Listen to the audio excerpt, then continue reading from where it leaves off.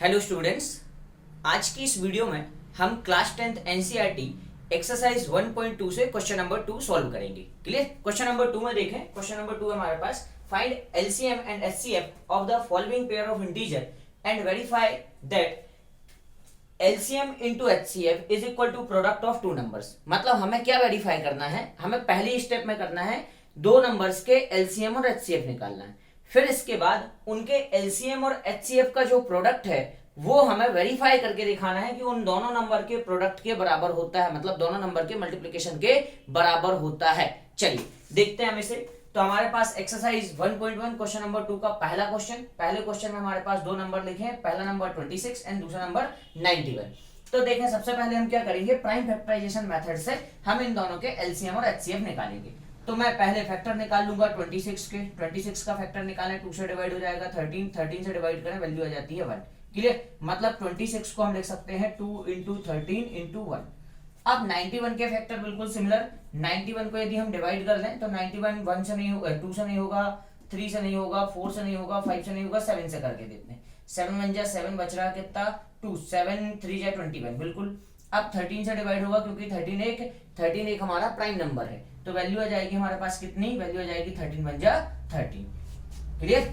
अब हम 91 के फैक्टर लिख लेते हैं। 91 के फैक्टर हैं 7 इंटू 13 इंटू 1। क्लियर। देखें जरा ध्यान से।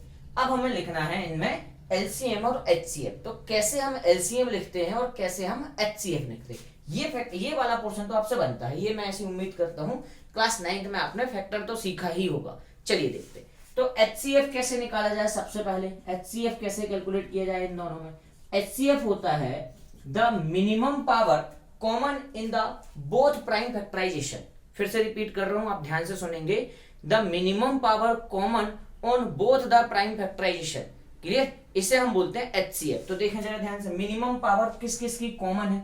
यहाँ पे 2 की पावर 1 है, यहाँ 2 तो है ही नहीं, तो कॉमन 2 नहीं है। यहाँ 7 की पावर 1 है लेकिन ऊपर 7 नहीं है। लेकिन देखें 13 की पावर 1, 13 की पावर 1 दोनों में कॉमन है, तो हम लिखेंगे 13 की पावर 1 इंटू 1। हर किसी नंबर में 1 कॉमन होता है, तो ये लिखा अपन ने 1।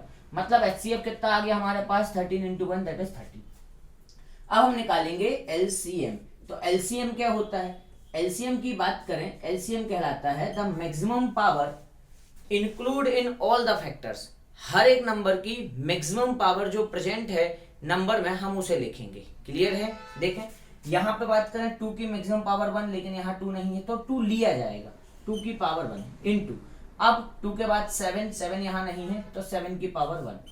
फिर 13 देखें जरा, यहाँ भी 13 की पावर 1 है, यहाँ भी 13 की पावर 1 है, तो इन दोनों में से दोनों 13 नहीं लिखना है, कोई एक 13 लिखेंगे। क्लियर है। तो ये लिखा हमने 13 की power 1 into 1 that is answer कितना हो गया 13 इंटू 7 91, 91 इंटू 2 182। तो एलसीएम कितना आ गया हमारे पास दोनों नंबर के बीच का 182। अब हमने एलसीएम भी कैलकुलेट कर लिया, एचसीएफ भी कैलकुलेट कर लिया, दोनों चीजें निकल गई। तो हम क्या करेंगे, वेरिफिकेशन। इस क्वेश्चन में हमको वेरीफाई करने बोला गया है, तो हम वेरिफिकेशन देखेंगे। क्लियर है। चलिए देखते हैं वेरिफिकेशन में हम वैल्यू लिख लेंगे इनकी। एलसीएम का आंसर आया हमारे पास कितना 182, तो ये 182।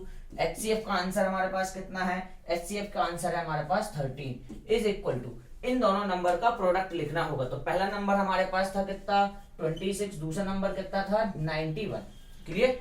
अब हम क्या करेंगे, देखेंगे कि ये प्रोडक्ट जो है ये वेरीफाई हो रहा है या नहीं हो रहा। मतलब दोनों नंबर के एलसीएम और एचसीएफ का आपस में मल्टीप्लाई करूं तो क्या आंसर वही आता है जो उन दोनों नंबर को इंडिविजुअल मल्टीप्लाई करने से आता है। क्लियर। देखें जरा 13 की टेबल पढ़ते हैं। 13 2 जा कितना, 13 2 जा 26, कैरी किया कितना, कैरी हमारे पास है वैल्यू कितनी, वैल्यू आ जाएगी 2। 13 की टेबल 8 टाइम, तो 13 7 जा 91, 13 8 जा 104, 105 106, 106 का 6 कैरी किया कितना हमारे पास 10। फिर 13 1 जा 13 और 10 वैल्यू कितनी आ जाएगी, वैल्यू आ जाएगी हमारे पास 23। क्लियर। यहां देख लेते हैं जरा ये मल्टीप्लिकेशन, 91 से मल्टीप्लिकेशन करना है 26 इंटू 91, तो ये हो गया 26 मल्टीप्लिकेशन 9 6 जा 54, कैरी गया कितना 54, कैरी गया 5, 9 2 जा 18, 18 और 5, 18 और 5 23, वैल्यू आ रही हमारे पास 6 6 2 3, मतलब वैल्यू कितनी 2 3 6 6। आप यहां से देख सकते हैं कि कि इन दोनों नंबर का एलसीएम और एचसीएफ का जो मल्टीप्लिकेशन है बिल्कुल वही आता है जो इन दोनों नंबर के प्रोडक्ट का मल्टीप्लिकेशन आता है। क्लियर? तो ये आपकी क्लास 10th के लिए एक फॉर्मूला भी है जिसे आप याद रखेंगे आपके बोर्ड एग्जामिनेशन के लिए। ओके, चलिए नोट डाउन कर लीजिए। Thank you for watching my video.